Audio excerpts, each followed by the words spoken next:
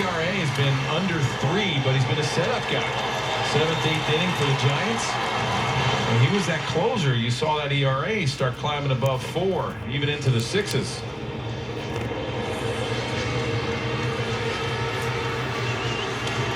Jon Berti with runners on the corners and nobody out. Had a base hit back in the 5th inning.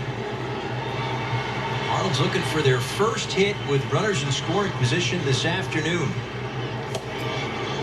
Strike at the top of the zone. 0 for 5. They have left 10 men on base.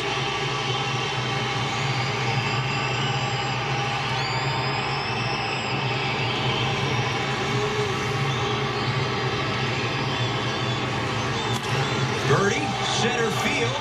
Buxton not going to get there. This one to the gap.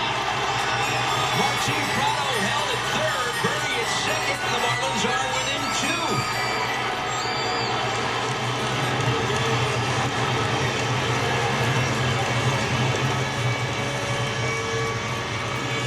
Well, Berti with the second hit of the game. Here's that cutter that was supposed to be away and just stayed out over the middle of the plate. Nice job by Berti staying with his pitch, hitting it to left center field.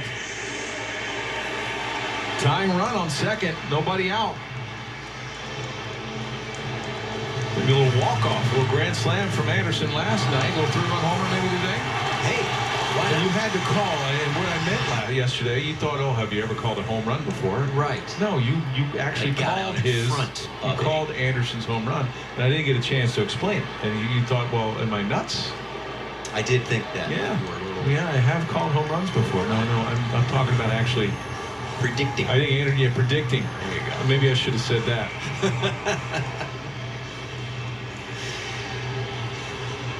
Well, how about just a base hit here? A base hit ties the game. I mean, I'd take a homer, but a base hit would tie the game. Marlins still nobody out. And he does have a walk-off this year. Had it on a Thursday, now that I think of it. Noon start right before a road trip a couple of weeks ago. Well, if you're Anderson, you know you're going to probably get 1 or 2 pitches. The cutter, which hasn't really been effective, that's about 90 miles an hour, and then you're going to get a 94-mile-an-hour heater which he can adjust to. Here's that slider. It was just up in the zone, first pitch. Crushes it. His second grand slam, like you mentioned, Paul, of the year. 16 total as far as homers. You have the pitching coach going out and giving the bullpen, the Twins bullpen, a chance to get ready. And it is Rogers up, but right now the game belongs to Dyson. Marlins have a run in and the tying runs in scoring position. Prado at third, Berti at second. Here's the pitch to Anderson. It goes to the backstop, but it comes right back to Castro, and probably smart that Prado didn't test it. That was a fortuitous carom for Castro. And here's a fastball that he just hung on way too long, and the Marlins, or actually the Twins, got a break right there. Rogers threw in the last 2 days inning and 2/3 in both those games. There you see Rogers. This is one thing if you're the Twins. If you're going to get up your closer, you might as well put him in. But I'm sure they didn't think this was going to happen.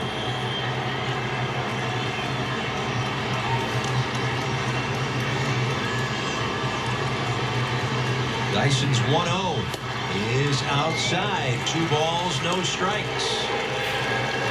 And if you're Dyson, you know, you're trying to, your first appearance and first presence as a Twin, so you're trying to put something together for him. Hey, this is the reason why you traded for me, and things aren't going so well for him.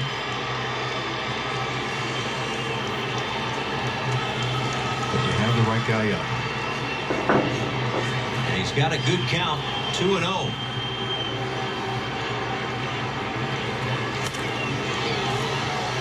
Takes a 2-0 hack and fouls it away.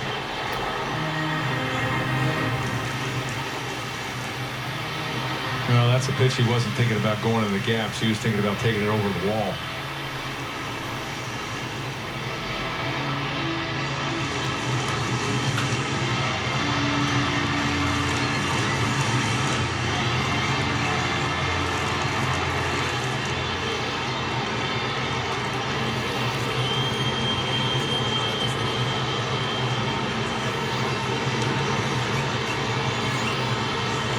2-1 pitch.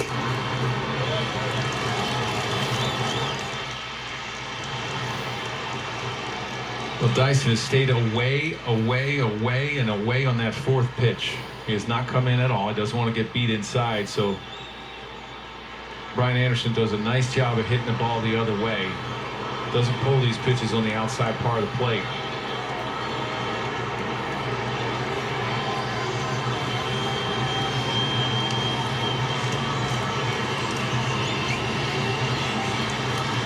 Now a 3-1 is outside, and the Marlins load him up.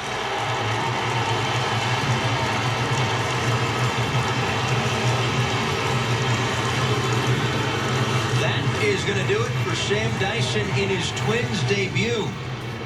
It leaves with the bases loaded and nobody out. Forced to make a Florida lottery call to the bullpen, it will be Rogers. Marlins have the tying runs in scoring position. Thinking of selling your car?